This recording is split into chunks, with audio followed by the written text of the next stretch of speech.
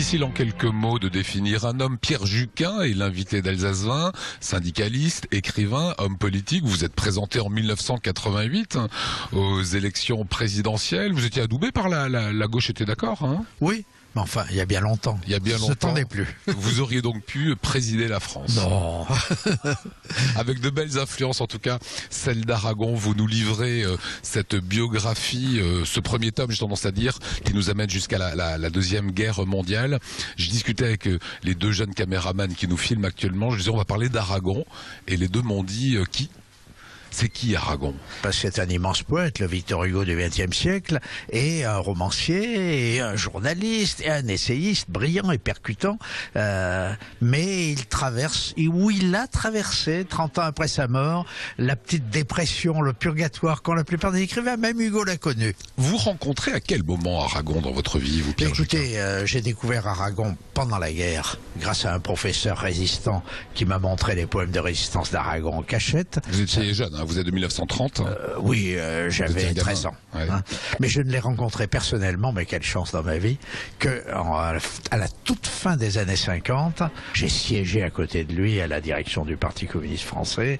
C'était un grand camarade, un grand ami, mais il m'a donné à réfléchir. Et c'est ça qui compte avant tout. Résister, réfléchir. Voilà, vrai résistant de l'âme. Alors, on découvre des choses dans ce livre. À 20 ans, il va découvrir que sa sœur est sa mère. Il prenait sa mère pour sa sœur, comme on lui avait indiqué dès sa naissance. C'est un personnage de roman. Exactement. L'un des plus beaux romans d'Aragon, c'est lui-même.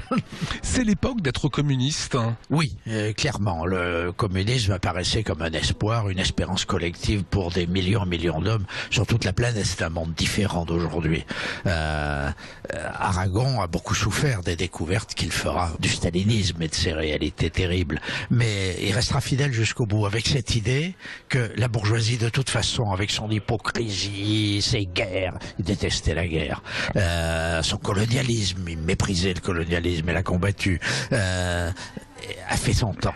Et qu'il faut un autre monde, une autre humanité humaniste, venant d'ailleurs à la fois des courants marxistes, matérialistes et chrétiens. Alors qu'il est brillant, il ne s'oppose pas au procès stalinien.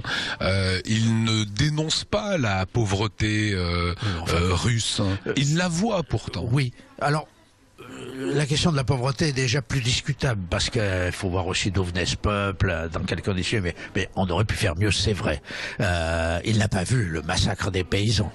Il n'a pas vu... Il n'a pas vu ou il n'a pas voulu voir, hein?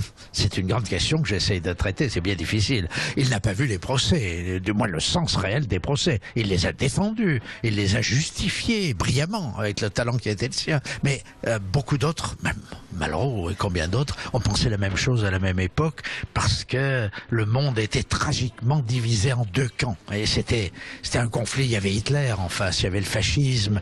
C'est un monde que nous avons beaucoup de mal à nous représenter. Au fond, l'idée qui a grandi en moi de plus en plus en écrivant cette histoire, c'est pourvu que jamais les hommes, allemands, français ou autres, ou russes, se trouvent à nouveau placés dans une situation aussi terrible, aussi terriblement binaire. Aragon l'amoureux, Aragon et Elsa Triolet, c'est le couple mythique, c'est une ospose intellectuelle, une fascination pour cette petite russe, c'est quoi? Une fascination, je pense que c'est un réel amour. Aragon était amoureux de sa femme, puis elle lui ouvrait un champ immense de la culture qui le fascinait avant même que le communisme l'ait emporté en Russie. Dès avant la guerre de 14, il s'était passionné pour la grande prose russe, Dostoïevski, Gorki, Tolstoï, et il voulait à tout prix connaître cette littérature. Pour lui, qui portait en lui-même, dans son cerveau prodigieux, il faut bien le dire, avec une mémoire fabuleuse, passez-moi ces adjectifs, mais je l'ai vécu, hein. On avait en le contactant quelque chose comme l'impression d'être devant un génie. Voilà, vous n'avez qu'un tout petit aperçu, bien évidemment, de cet Aragon. C'est la période de sa naissance jusqu'au début de la Deuxième Guerre mondiale, 1939. Le tome 2 va suivre, j'imagine, Pierre Juquin, hein. Ça va venir, le tome 2, j'ai bien compris, hein. Au mois de mars. Au mois de mars. Merci. Merci à vous.